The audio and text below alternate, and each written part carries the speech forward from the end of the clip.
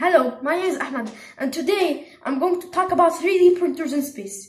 So basically, it takes a lot of money to get things into space. So instead of launching these things, why can't we just make them in space? Is a 3D printer space can be small satellites which have like 3D printing arm that can make pieces for space stations, or can even go to asteroids, mine out these asteroids and make identical copies of themselves that also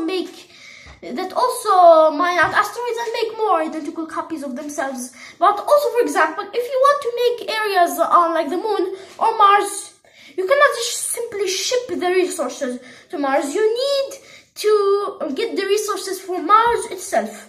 So basically, you can just extract the resources. You can use the regolith on the moon and Mars, and you can use it as 3D printing material to protect the colony. You can cover the colony with frozen carbon or stuff like that, or you can even 3D print things on it with polymers and other things.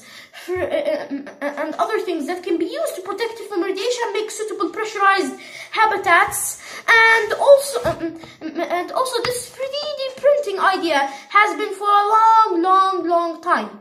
It has been for a long time. Like, there's a lot of things you can do to make space stations big, but you can also make them cheap and affordable. Like for example, a company, I think it's called Bigelow Aerospace, is making these large inflatable space stations that can be used as this. So maybe you can use 3D printing to make these large space stations. And 3D printing is basically a good idea in general. It's like the best invention of the 21st century. I think it was before the 21st century. I don't know exactly, but I think this is one of the best inventions in the world. Sincerely, Ahmed.